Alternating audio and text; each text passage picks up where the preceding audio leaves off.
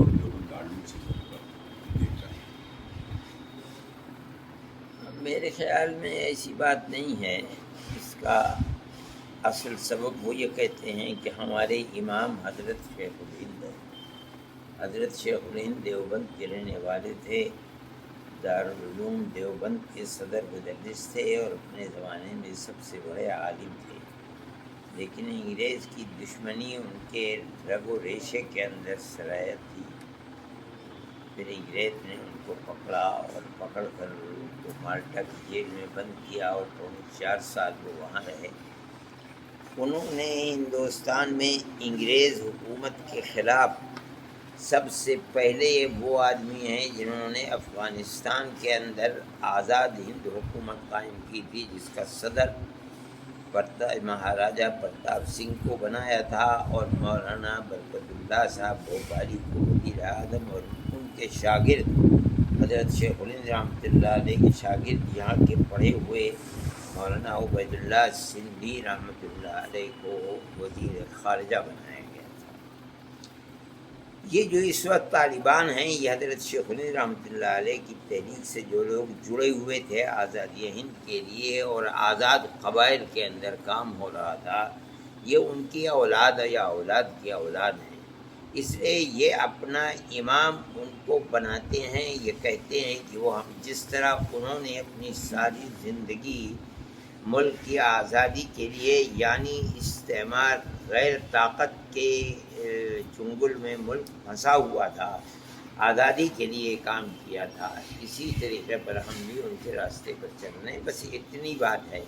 باقی یہ کہ وہ دیوبند کے پڑھے ہوئے ہیں. ملک کی آزادی سے پہلے لوگ تو پڑھتے تھے، مگر میں جہاں تک جانتا ہوں آج اس وقت اس میں سے کوئی زندہ نہیں. یہ لوگ وہ ہیں کہ ان کے پڑھے ہوئے ہیں، ان کے شاگرد ہیں. لیکن اصل بنیاد یہ ہے کہ وہ یہ کہتے ہیں کہ جس طرح انہوں نے اپنی جان کو قربان کر دیا اور شاگردوں کی فوج کھڑی کر دی، جنہوں نے 10 سال جیلوں کے اندر گزارا اور ملک کو آزاد کرایا ہے، ہم بھی اپنے ملک کو غیروں کے تسلط سے آزاد کرانے کے لیے کام کر رہے ہیں. تو گویا کہ جو لائن انہوں نے دی تھی اور اس کے اوپر وہ زندگی بھر کام کرتے رہے، ہم بھی اسی لائن پر چلنے والے ہیں. لوگ یہ سمجھتے ہیں کہ یہ لوگ دیوبند کے پڑھے ہوئے ہیں. دیوبند کے پڑھے ہوئے نہیں. یہ ملک کی آزادی کے بعد کہاں تھا؟ اب تو کچھ ویزا چونکہ گورنمنٹ انڈیا کی ان سے جڑی ہوئی تھی اور ان کے ساتھ ان کے تعلقات تھے، وہاں کام بھی کر رہی تھی حکومت ہند. اس بنیاد کے اوپر کچھ لڑکوں کو ویزا مل جاتا ہے، لیکن اس زمانے میں تو کسی کو بھی ویزا نہیں ملا ہے. جس طرح سے مطلب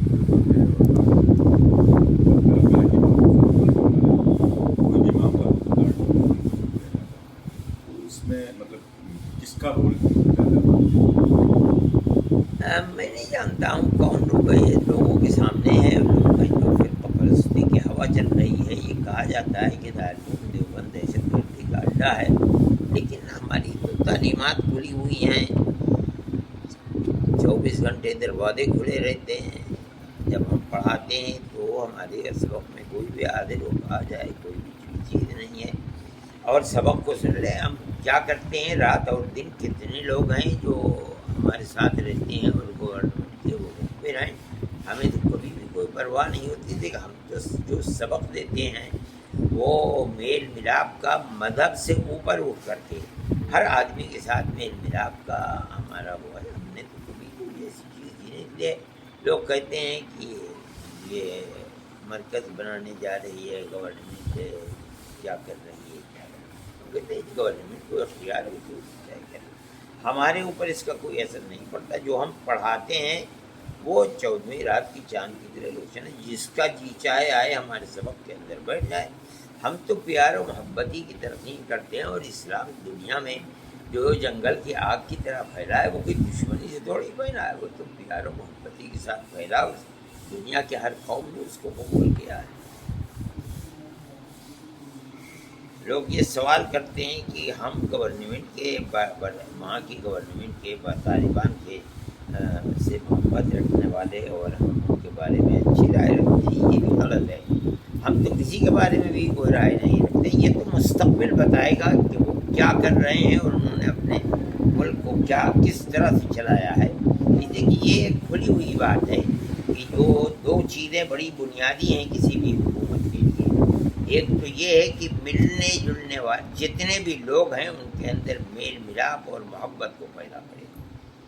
آپس میں دشمنی کو جنم دینا یہ کوئی چیز نہیں ہے.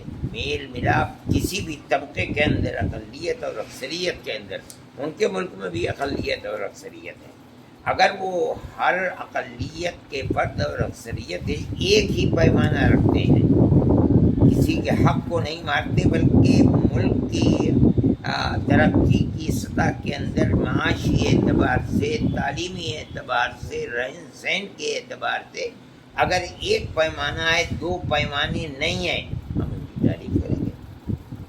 اسی طرح سے اگر ملک میں وہ امن و امان قائم کرتے ہیں، ہر آدمی کی، چاہے وہ ان کا اپنا ہے یا اقلیت کا فرد ہے، عزت بھی محفوظ ہے، مال بھی محفوظ ہے، جان بھی محفوظ ہے، اگر وہ اس طریقے پر چلتے ہیں ہم تالی بجائیں گے، ہم کہیں گے بہت اچھا ہے. اور اگر اس طریقے پر نہیں چلتے تو دنیا ان کی مخالف ہوگی، ہم بھی اسی لائن کے اندر کھڑے ہوئے ہوں گے.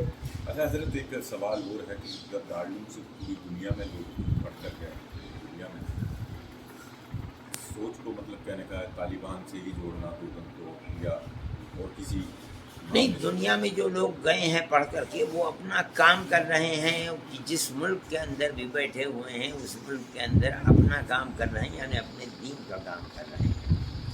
طالبان تنہا وہ لوگ ہیں کہ جو ملک کے اندر یہ کہتے ہیں کہ ہم جہاد آزادی وطن کر رہے ہیں، جس طرح ہمارے ملک کے اندر جہاد آزادی وطن ہوا ہے. یہ قوم ایسی ہے کہ وہ کسی غیر کے تسلط کو اس نے کبھی قبول کیا ہی نہیں، آج بھی وہ قبول نہیں کر رہے ہیں. اس کو وہ دیوبند سے جوڑتے ہیں، وہ حضرت شیخ الہند رحمۃ اللہ علیہ کے تحریک سے جوڑتے ہیں. جو میں نے کہا کہ وہ تحریک جا کر کے افغانستان میں رنگ لائی تھی، اور ایک طبقہ تھا جو ان کے ساتھ کھڑا ہو گیا تھا افغانستان کے اندر، اور انہوں نے جا کر کے وہاں آزاد ہند حکومت قائم کر دی تھی.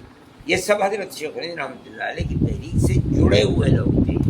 اب حضرت شیخ الہند رحمۃ اللہ علیہ کے، اسی لیے جب حضرت شیخ الہند رحمۃ اللہ علیہ کے انتقال کے اوپر جو وہاں ان لوگوں نے تعزیت کا جلسہ کیا تھا، اس کے اندر افغانستان کے بالکل بالا تر اونچے سے اونچا آدمی موجود تھا.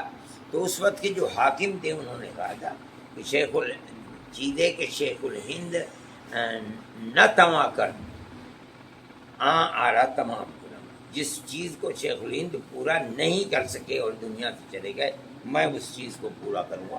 آج اس کا پھل دیکھنے کو آ رہا ہے، وہ قوم کھڑی ہو گئی. لیکن وہاں اقلیت اور اکثریت ہے، اس لیے کہ یہ جو لوگ طالبان جن کو کہا جاتا ہے یہ سب پشتو بولنے والے ہیں، جو جنوبی افغانستان کے ہیں. شمالی افغانستان جو اوپر ہے اور روس کی ریاستوں سے ملتا ہے، تاجکستان اور اس کے درمیان میں تو صرف ایک دریا ہے، ادھر تاجکستان ہے ادھر افغانستان ہے. یہاں کے لوگ فارسی بولنے والے ہیں. ہمارا ماننا یہ ہے کہ حکومت کامیاب جب ہے جب ان دونوں کے درمیان میں ایک پیمانہ ہو، دو پیمانے نہ ہو. جب یہ صورت ہوگی تو ہم کہیں گے کہ حکومت کامیاب ہے. اور اگر یہ نہیں ہوتی ہے تو ہم سمجھتے ہیں جیسے دنیا کی حکومتوں کے اندر اکثریت اقلیت کے حقوق کو مارتی ہے، یہ بھی مار رہے ہیں اور کہتے ہیں کہ اسلامی انقلاب ہے. یہ اسلامی انقلاب نہیں ہوتا. اچھا، ہم حضرت یہ بھی دیکھ رہے ہیں کہ ہندوستان کی میڈیا ہے جو اصل چیز ہے وہ قرار ہوا ہے طالبان سے، امریکہ کا.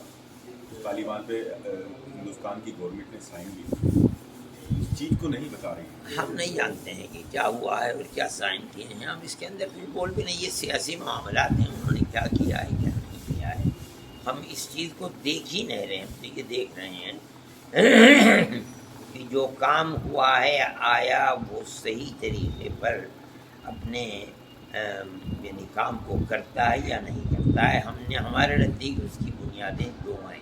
میں نے کہا کہ ایک تو امن و امان ہر سطح کے اوپر، عزت و آبرو اور مال و دولت ہر چیز کا محفوظ رکھنا. دوسرے یہ کہ ہر ایک کے لیے دو پیمانے نہیں ایک پیمانہ ہو.